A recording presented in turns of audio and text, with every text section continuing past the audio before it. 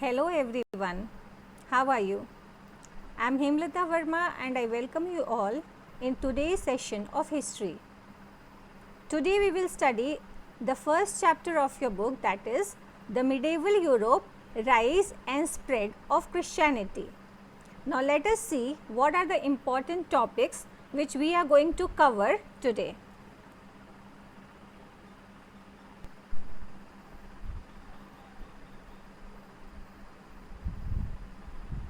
The main topics of this chapter are the medieval age.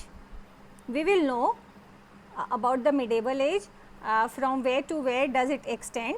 Now first let me tell you that history is divided into 5 parts. First is the prehistoric period, then we get the ancient age, then middle age, or we can say medieval history or middle age, both are all the same. Then we study about the modern age and then contemporary age. So today in your class in 7th standard, you have to study about the medieval history. Now the second topic which we are going to cover in this chapter is the socio-political system. We will see the political system of Europe and also many part of the country, part of the world. Now in this chapter we will also see the advent of Christianity, how the Christianity rose and the spread of Christianity throughout the Europe and in other part of the world also. We will study about Jesus Christ. Jesus Christ, as we all know, is the founder of Christianity, and we will also find out that how he and his followers, they spread Christianity throughout Europe and then world. In this chapter, we will also study about the decline of ancient Roman Empire.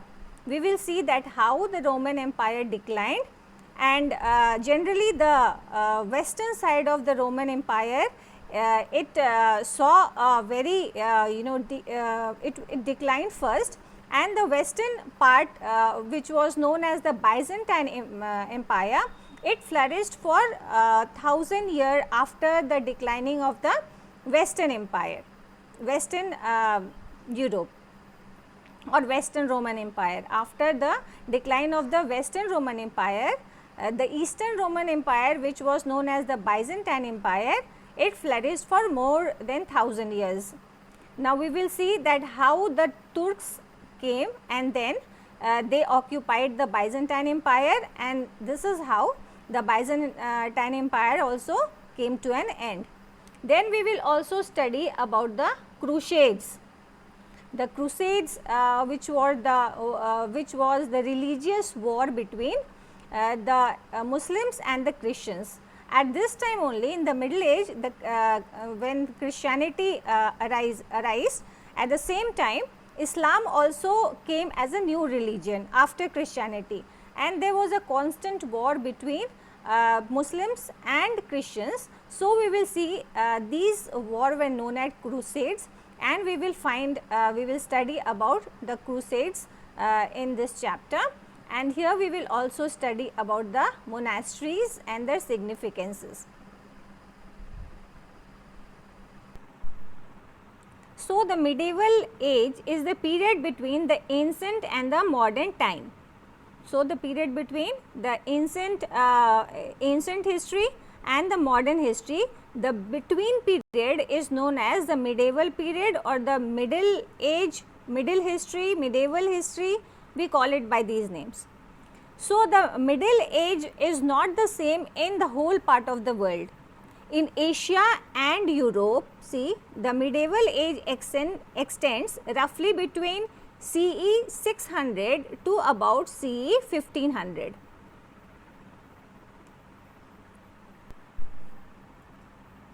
So let us see the socio-political system in Europe during this period.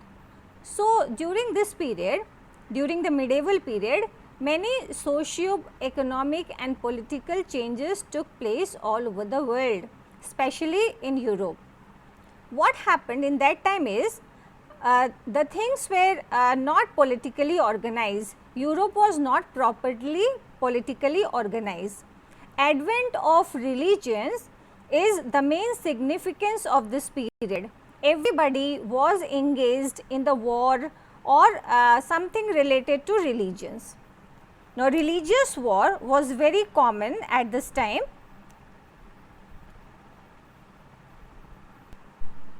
The economical and social condition of the people were not very good at this time. The exploitation of peasantry was the main feature of the social and economic system at this time everywhere. The peasants were exploited. Now, as because of these religious war and all kind of social exploitation, the trade did not flourish well during this time. So, land became the most important form of property.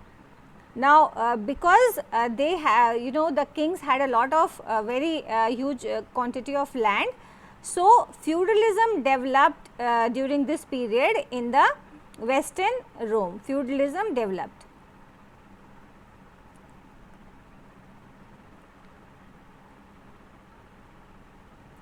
Feudalism, it developed during this period. The exploitation of the peasantry was the main feature of the social and economic system of Europe, I just now told, and that is why slavery also developed, because these peasants were exploited, they did not have their own land. So, slavery also developed during this period. Now, let us see about feudalism. What is feudalism?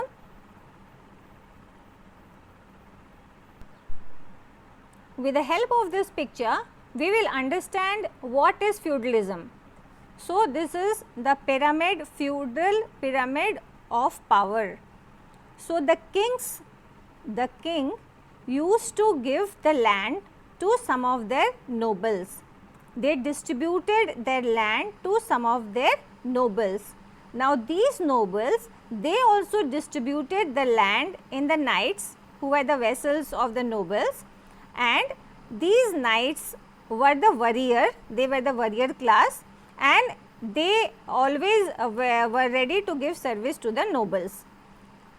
These knights also, they just made the peasants work on the land and produce the crops, the products, and these peasants worked for knights. They worked on the land. Now, these peasants did not have any right on the land. They only worked on the land, and they got food for their survival and shelter, and sometimes these people were also treated as slaves. So, here you will also see that slavery became one of the important factor during this period, and slaves also many times revolted against the kings. So, we can during the decline of the Roman Empire, this is also one of the main factor, the revolt of the slaves. So, these people, the peasants, were just working like slaves on land. Now, what they gave in return? Now, they worked and produced food, and they gave their food and services to the knights. The knights gave protection and military service to the nobles, and whenever the king needed, the nobles gave them the army to fight. At that time, the kings were in constant war with the other kings, and the crusades were also going on in those period. So, kings always needed army. So, they they got all the army from the nobles. So, in this way, the king distributed his land to the nobles gave it to the knights. The knight made the production in the land done by the peasantries. Now, these peasants were just they were like slaves, okay, they were treated like slaves. Now, these they did not have any any land of their own. Now, in return they gave food and service, to the knights, and knights gave the protection and also some money to the nobles, and then the nobles gave some of the taxes and money to the king, as well as they also gave the military service whenever the king needed. So, this is the pyramid of power. Here we can see the feudal system. So, through this picture also we can understand about the feudal system. The kings gave land to the nobles distributed the land to the knights or the warriors, okay, and the knights made the work done on the land by the peasants. The peasant did not owe any land and they worked on the land, and they were just like the slaves. They only got food and shelter, nothing in return. These knights, they served the nobles and gave protection to the nobles, and whenever, and also they gave some of the taxes and the products of the land to the nobles. The nobles gave some of the products and to the king, and whenever the king needed, they supplied them with the knights or the fighters, okay, the army. They helped them with the army. So, I hope everybody understood the feudal system. Now, let us understand the advent of Christianity. The two important religions developed during this period, and that was Christianity and Islam. That means, in the medieval period, two important religions developed. Today, the Christianity is the largest and the Islam is the second largest religion in the whole world. So, we will understand this. In this chapter, we will only study about the emergence of Christianity. In the next chapter, we will study how the Islam emerged and how it was spread throughout the world.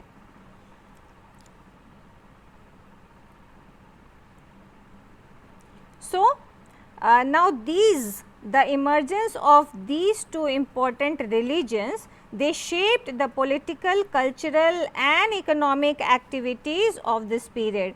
Now, during this period, in most part of the world, people lived in tribes. They were tribal people, and the advent of these religion, they organized people politically, okay. Thus, it shaped the political, cultural and economic activities of this period.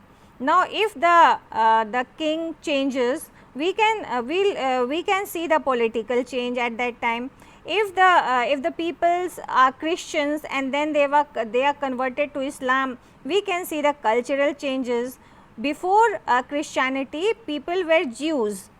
Judaism was practiced in most part of the Europe, and so we can see with the change of the religion, there will be cultural changes also, and thus economical changes also. So, during this period, the spread of Christianity and Islam, they shaped the political, cultural and economic activities of this period. Now, we all know that Christianity was founded by Jesus Christ. Jesus Christ is the founder of Christianity. He preached people about Christianity and his followers were known as Christians. So, before Christianity, now what was the condition, the religious condition before Christianity? Romans followed polytheism and Judaism, okay. Now, let us understand what is polytheism. When somebody worships, when people worship more than one god, that is called polytheism. Like suppose we are in Hindus, in Hindu religion, we have many gods and goddesses, okay. So, this kind of religion is known as polytheism.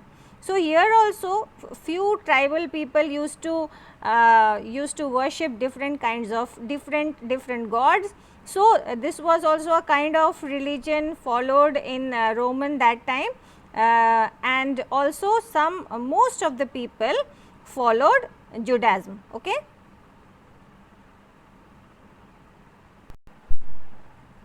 Now, let us know about Jesus Christ.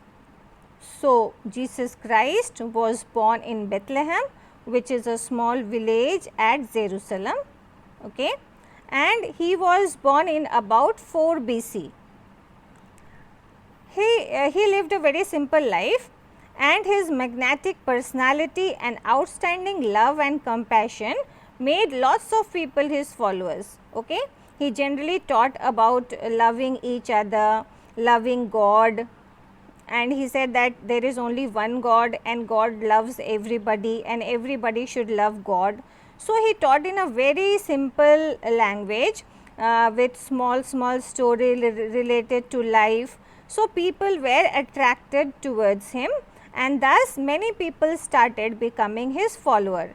Now, here I would like to tell you one more thing is, Jesus Christ was also a Jew. He was born in a Jewish family. His mother and father was a Jews, but he spoke against the all the exploitation and evil practices in the society. Okay. So, Jesus emphasized on one God. He said that there is only one God and gave immense importance to love and compassion. Compassion means, having soft feeling for others, that we can also say daya in Hindi. Okay. So, the important thing which he taught was love and compassion, love everybody, help everybody, have soft corners for people, for poor, for for the orphans, for the sick people, you should help them. All these were his teachings. He criticized all harmful activities and evils of the society. So, see, all evils of the society he used to criticize. At that time, the priestly class were exploiting the people. So, all these activities was not liked by him. There were harmful activities going on in the society. People were not happy at that time. So, he criticized those things. So, the rich people, the peasantry became his enemy. They did not like him doing all this thing. Many people who used to practice other religions, Jews especially, did not like his teachings, and generally mainly the rich and the powerful people did not like him. They became his enemy. So, what they did? They complained to Pontius Pilate. Pontius Pilate was a Roman governor of Palestine in that time, okay, and was a powerful general, powerful governor. So, what these rich people, the peasant, the clergies, okay, the priestly class, they were all the Jews, they were very much angry with the teaching of the Jesus, and they went and complained to Pontius Pilate, the Roman governor. And what did he say? That Jesus is calling himself the king. Okay? They said lie. Jesus never said that he was the king. Okay? He was the king of Jews. He never said that he was a king of Jews. He only preached people. Okay? He said people all the how to behave, how to love others, and how to believe in one God. So, he used to teach all these things. He never said that he was the king of the Jews. But these rich and powerful people, they went and complained to the governor that Jesus was telling himself as if he was the king of the Jews, and also he is encouraging people to rebel against the Roman rule. Actually, Jesus never asked people to rebel, or he never said that he was the king, but these people, they went and complained in this way, and thus Jesus was arrested and he was crucified. He was hanged on the cross, okay, and he was killed. So, after that the cross became the sacred symbol of Christians. So, now let us see few questions from the topic which we have covered today. To whom did rich people complain against Jesus? So, it is Pontius Pilate. So, the rich people complained to here Pontius Pilate about Jesus. Okay. The second question is Christianity was found by dash and he began preaching at the age of dash. So, Christianity was founded by Jesus Christ and he began to preach when he was at the age of 30 years. Okay. Now, there is one more question. Where was Jesus born? Okay. So, Jesus was born at Bethlehem, okay, a small village at Jerusalem. And then why was he crucified?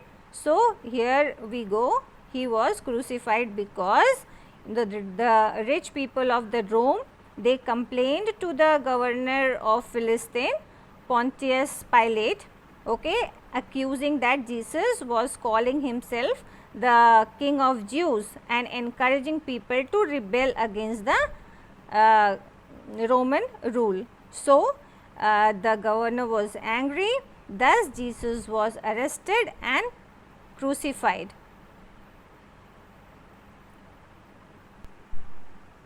So, I hope you have understood the chapter well.